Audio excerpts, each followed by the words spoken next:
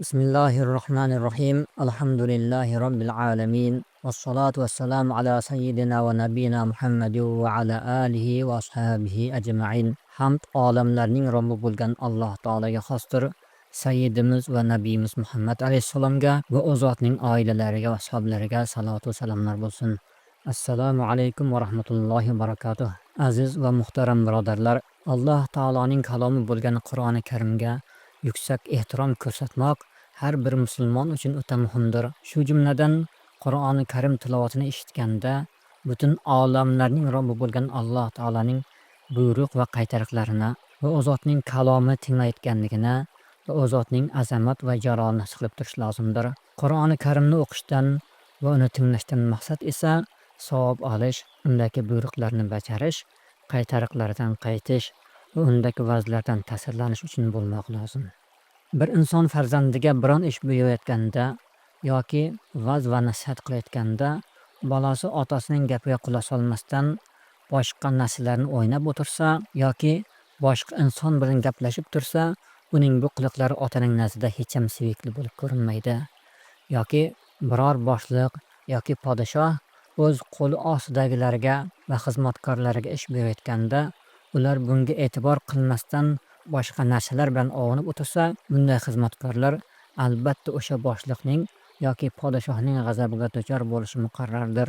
Modomiki shunday ekan, barcha otalarni, barcha podshohlarni va butun borliqni yo'qdan bor qilgan Alloh taolaning kalomi bo'lgan Qur'oni Karim tinglaganida inson barcha olamlar yaratuvchisining rahmatiga erishishni umid qilmog'i shart. U zotning rahmatidan bebahra qolmoqdan va g'azabiga mubtalo bo'lmoqdan qo'rqib, tarki otobdan saqlanishi lozim va lobuddir. Shu jumladan bozorlarda, ommaviy ovqatlanadigan joylarda, ko'cha-ko'ylarda, ziyoratgohlarda, jamoat ulovlarida va shaxsiy arobalarda gaplashib ketilayotgan vaqtlarda Qur'oni Karimni ovoz chiqarib tilovat qilmoq, Qur'oni Karim tilovati yozilgan maxsus jihozlarning ovozini chiqarib yoqib qo'ymoq Qur'oni Karimga nisbatan o'ta beodoblik hisoblanadi. Chunki bunday joylarda aksariyat insonlar Qur'oni Karimni tinglamasdan boshqa ishlar bilan band bo'lishadi yoki o'zaro gaplashayotgan bo'lishadi. Natijada ana shu insonlarning gunohkor bo'lishlariga sababchi bo'lib qolishadi. Chunki Qur'oni Karim tilovat qilinayotgan joyda uni tinglamagan kishi Qur'oni Karimga nisbatan o'ta beodoblik qilgan bo'lib, qattiq gunohkor bo'ladi. Shu bois hatto masjidlarda ham ehtiyoj bo'lmagan vaqtlarda Qur'oni Karim tilovatining ovozini ko'chaga eshitiladigan qilib qo'yish joiz emas. Qur'oni Karim tilovatini tinglash haqida Jazoir davlatining mustaqilligi uchun kurashgan valiyulloh zot Amir Abdul Qodir al-Jazoiriy rahmatulloh go'zal nasihatlar bitgan. Zot 1808-yilning 6-sentyabrida tug'ilib, 1883-yilning 26-mayida vafot etgan. Amir Abdul Qodir al-Jazoiriy rahmatulloh A'rof surasining 204-oyatini keng qamrovli tafsir qilib bergan va shu bilan birga Alloh taoloning kalomini tinglaganda kamol ehtirom bilan odob saqlash vojib ekanligini qattiq uqtirib ketgan. A'rof surasining 204-oyati. A'udhu billahi minash shaytonir rajim. Va idza quri'al Qur'anu fastami'u lahu wa anshitu la'allakum turhamun. Bu oyati karimaning tarjimasi Qur'on o'qilgan vaqtda uni tinglab jim turingizlar, shoyat rahm qilinasizlar degan ma'nodadir. Hozir Amir Abdul Qodir al-Jazoiriy rahmatullohning yozib qoldirgan go'zal nasihatlarini o'qib beramiz. Alloh tabarak va taala A'udhu billahi minash shaytonir rajim. Va idza quri'al Qur'anu li anfusikum aw qara'ahu ghayrukum lakum. Va hadhihi hiya an-nuqtatu fi bina'ihi lil majhul. Alloh tabaraka va taala Qur'on o'qilgan vaqtda degan. Bu yerda juda nozik nuqta bor, chunki o'zlaringiz uchun o'qisalaringiz yoki uni sizlardan boshqa biri o'qib bersa deb shaxsi noma'lum holda zikr qilgan. Keyin fastami'u lahu ansitu, ya'ni uni tinglab jim turingizlar degan. Ala annakum tastami'unahu minalloh fal kalamu kalamulloh. Bunda sizlar Alloh taolodan eshityapsizlar, chunki kalom Alloh taoloning kalomi, gap uning gapidir. Val mutakallimu bihillahu va ala anna sami'ahu huvalloh. Uni gapiruvchi Alloh taolodir va uni eshituvchisi ham Alloh taolodir. Fa innal mutakallimu was-sami'u min kulli ahadin arafa aw jahila fa idza kana al-qari'u yakunu kaman tahaddathahu va huwa yastami'u hadithahu. Chunki qiroat qiluvchi va xoh bilsin yoki bilmasin eshitadigan har bir kishi agar u tinglovchi qiroat qiluvchining o'zi bo'lsa, go'yoki o'ziga so'zlayotgan bo'ladi, holbuki o'zini tinglayotgan bo'ladi.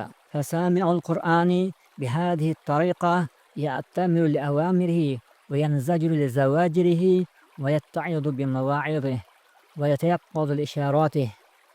Ana shu yo'sinda Qur'on eshituvchi buyruqlarini bajaradi, qaytariqlardan qaytadi, va'zlaridan ta'sirlanadi va ishoratlaridan va daqiq joylardan ogoh bo'ladi.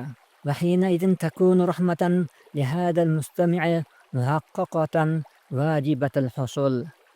Va ana shundagina ushbu tinglovchiga haqiqiy oyatda va'da qilingan kelishi shart bo'lgan rahmat bo'ladi. Li'anna la'alla minallohi vajibatun kama qala al-ulama. Chunki shoyat kalimasi xuddi ulamolar aytganidek Alloh taolodan bo'lgan shartdir. Va amma idza sami'ahu bi ghayri hadhihi at-tariqa fala yakun dakhilan tahta hadha al-wa'd al-karim fala takun rahmatan muhaqqaqah. Va idza kana al-qari'u ghayra al-mustami'. Ammo agar bu tariqada eshitmasa, aslo bu buyuk va'daga daxil bo'lmaydi. Aslo haqiqiy rahmat bo'lmaydi. Chunki tilovat qiluvchi tinglovchi emas. Farubbama kana la yasma'u minhu illa nag'matihi va tamtitahu va husnu sawtihi. Bunday holatda esa ko'pincha undagi ohang, jozibadorlik va chiroyli ovozdan boshqa narsani eshitmaydi. Fala yudrikul ma'ani fallan amma wara'aha. Uning ortidagi asl ma'noni aslo anglamaydi.